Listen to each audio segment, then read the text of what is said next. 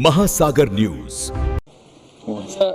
सभापती महोदय, आज मी सभागृहात एका विधेयकाच्या विरोधात उभा आहे, पण ही केवळ विधेयकावरील विरोधातील भूमिका नाही। हे देशाच्या व महाराष्ट्राच्या स्वाभिमानाची, शेतकऱ्यांच्या हक्काची, कामगारांच्या सुरक्षेची आणि संविधानाच्या आत्म्याची भूमिका आहे।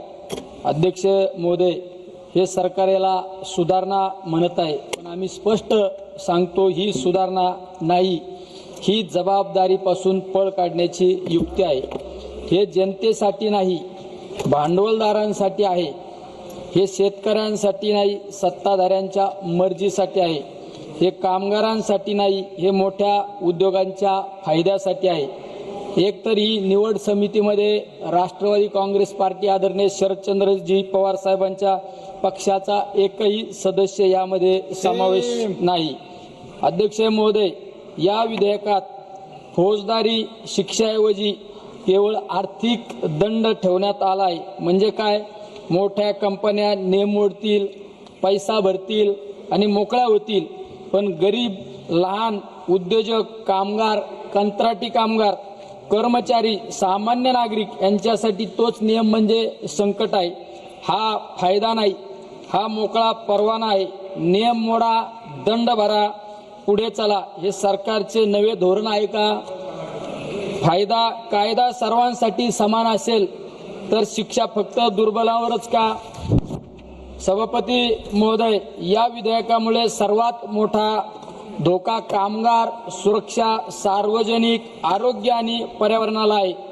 कारखान्यात दुर्घटना झाली, सुरक्षाने मोडले, प्रदूषण वाढले, जमिनीचे, पाण्याचे, हवेचे नुकसान केले तर फक्त दंड भरून सुटका?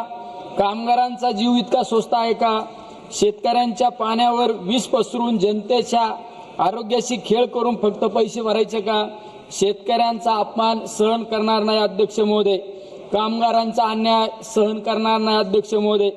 महाराष्ट्राच्या जमिनीशी, पाण्याशी, माणसाची खेळ आम्ही कदापि सहन करणार नाही। महाराष्ट्राचा आवाज दमदार, कामगार एकजूट, शेतकरी विरोधात नाही। हे विधेयक केवळ दंडापुरते मर्यादित नाही, ते नियामक सवलतीचे नव्हे, नियामक दुर्बलतेचे चिन्ह आहे।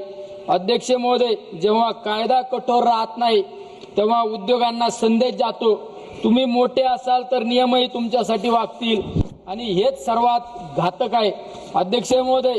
कारण संविधानात सांगते, राज्याने लोकांच्या कल्याणासाठी सामाजिक न्याय, आर्थिक न्याय आणि राजकीय न्यायाचा पाया मजबूत करायचा असतो, पण येथे उलटे घडत आहे। जनतेचे रक्षण कमकुवत आणि मोठ्या हितसंबंधाचे रक्षण मजबूत।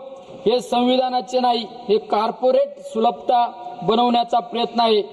अध्यक्ष महोदय, कलम 14 समानतेची हमी देते आणि कलम 21 जीवन, व्यक्तिगत स्वातंत्र्याचे संरक्षण करते। मग प्रश्न असा, जर सामान्य नागरिकांवर कायद्याची कडक पकड आणि मोठ्या उद्योजकांवर फक्त दंडाची मृत थाप असेल तरी समानता कुठे राहिली?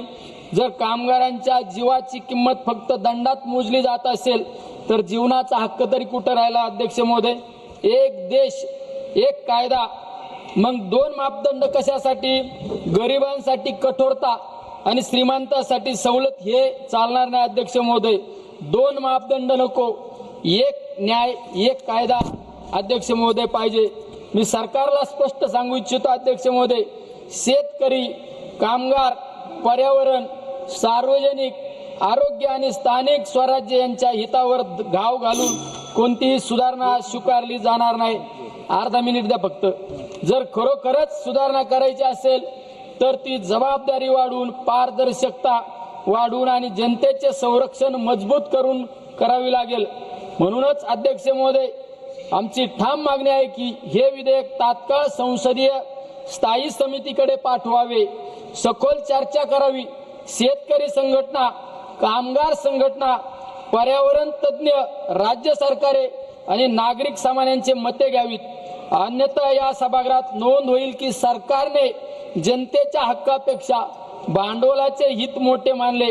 महाराष्ट्र आवाज बुलंद आहे, शेतकऱ्यांचा आवाज बुलंद आहे, कामगारांचा आवाज बुलंद आहे।